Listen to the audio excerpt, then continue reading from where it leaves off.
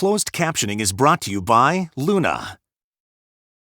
Living in pain is not living at all. Call Virginia Family Chiropractic now to receive your free in-person consultation and 2 free MLS laser therapy treatments. Our state-of-the-art non-surgical laser therapy will greatly improve your quality of life. Call us now. You're watching ABC 7 News at noon. On your side.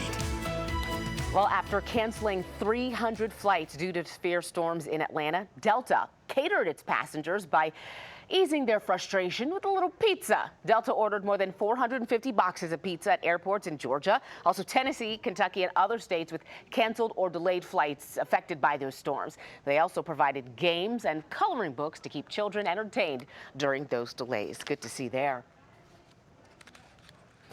All right, well, we continue our look. This is one of the main reasons those flights were canceled and delayed. The storms in the southeast spawning tornadoes and packing high winds. This morning, many areas in Georgia, Alabama, and even the Carolinas picking up the pieces after storms tore apart homes there. Parts of the Carolinas, we should point out, left waterlogged as severe floods swept through the states. Right now, here in our area, we are, of course, monitoring everything that is going on. As you saw probably just about 5-10 minutes ago, we checked in with Brian Vandegraff. He was outside our studios here in Roslyn where the rain was coming down. He had to put that hood up. But right now, we are joined by Stormwatch 7 meteorologist Veronica Johnson for a check of everything that is going on. These spring storms. Right, spring storms, exactly. And we could see more of this, I think, a very active pattern all the way through spring where we get these elevated storms. But for us, I like that it's coming in at least a little earlier, so we're not seeing as much heating out there. Yeah. But we've been tracking these for about another couple of minutes. We continue till 12:30 for Charles County for portions of, well, it's just Charles County what's left right now. That severe thunderstorm warning, the potential for some high winds if you live in this area. So right around Waldorf, right around areas like Allen's Fresh and just west of Prince Frederick. And then I'm monitoring another area right now around St. Mary's County. Further south, we've got some more warnings that have been issued. Take a look here. This is through the northern neck.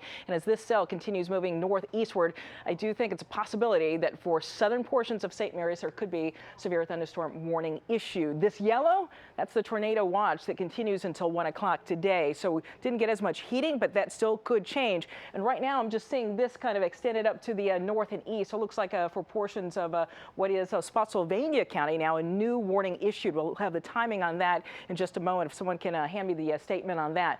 But look, this pocket here with tremendous amount of lightning showing me that that's an indication the storm has yet to weaken. It's still strengthening, headed now toward areas like Baltimore, around Glen Burnie on east, away from Columbia, Maryland, away from Howard County, and away from our area. But you can see one line here still coming together. More warnings possible. Prince George's County, once again through Charles County, and another line that will start organizing with a little bit of clearing, Jumi, just off to the west of our area. So all that, again, tracking eastward. I'm going to leave you with this, and that's a snapshot of 3 o'clock, our future weather, showing our heaviest weather moving out of here, northeastern Maryland. We start to clear, and what we're going to be left within is much cooler temperatures and even some wind. But today, 61 to 63, we've lowered the temperatures a bit. We'll talk about the chill that comes behind it, Jumi.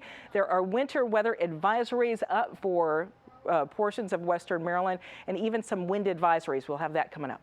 All right, Veronica, thank you.